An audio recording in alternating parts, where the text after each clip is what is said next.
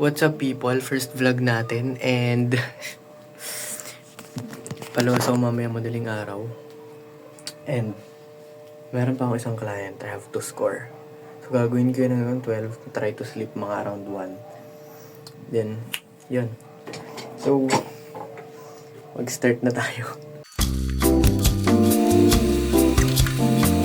Habang di pa nasesend ni client yung lock cut, kakain muna ako. Then, ayun, tapos na ako kumain at nagagawa na ako. Sinimulan ko na mag-spot na session. Sabihin, naghanap na ako ng mga scenes na kailangang iskoran. Pero in this case, meron ng mark si client, so di ko na kailangan gawin yun. Minarkahan ko na lang sa mismong project file ko. Tapos yun, pinanood ko na lang at nag-isip. first score, let's try. Ayan, so sa first score natin, basically, malamya lang siya ng konti ng music kasi hindi naman overpowering ganun ang score talaga. So, nagsimula na ako mag-score sa picture.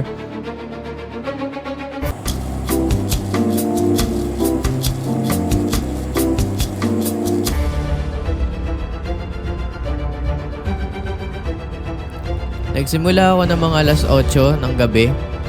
Natapos ako around... What's up people? Anong oras na? 10:47 and malapit na ako. Yan, malapit na tayo. I think nasa na ako. Konti na lang to. Konti na lang siya. Tapos mga ilang scenes pa to. Nandito na ako sa hulihan. No? So, medyo nasa hulihan na ako. Pakita ko sa inyo. Nasa hulihan na ako dito. Yan.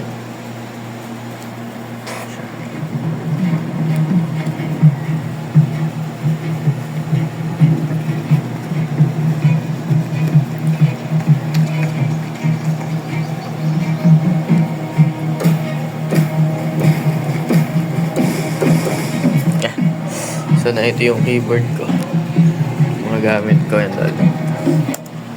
Para ayan, malapit na ako. Malapit na tayo matapos. So, tulog lang ako konti. Mag-iipis ng gamit. Ganyan. Mga 4 o 5 score nga pala ang nagawa ko dito sa pelikula na to. So hindi naman siya ganun kahirap, hindi rin siya ganun kadali. So dito sa parteng to hanggang sa pinakadulo, ito na yung mga bibigat na scenes kaya binigyan ko din sila ng mabigat na score. 11:42. Exporting. Rendering na siya. Ay, exporting na. Ayun. Mata sa inyo. Exporting na siya. 1,000 bars. Grabe naman. Exporting na siya, guys. Okay. So, konti lang siya. Kasi score lang naman. So, not too much. So, ngayon, magpapahinga na ako kasi matutulog na ako. Gising ako ng alas 3:30 para maligo. Ayan. Natulog ako mga alas 12 ng madaling araw ng araw na yan. Tapos nagising ako mga 3:27, naligo, nagbihis at umalis na agad para makabiyahe ng maagap. At yan nga, nakabiyahe kami mga 7 pero yan ay nasa terminal na ng San Pablo noong sinut ko yung video na yan. So ayun.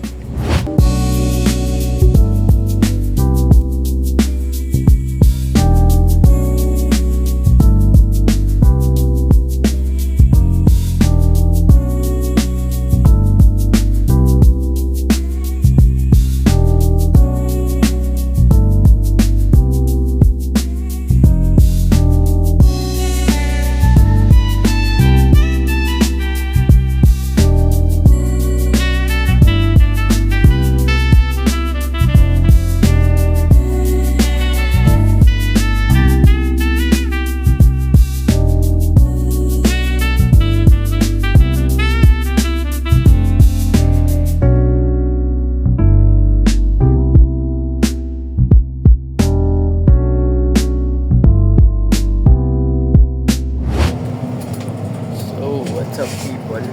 After ilang oras, balik na tayo ng Lucena. And At balik na tayo ng mga gawain natin. And kung ano-ano. So yun.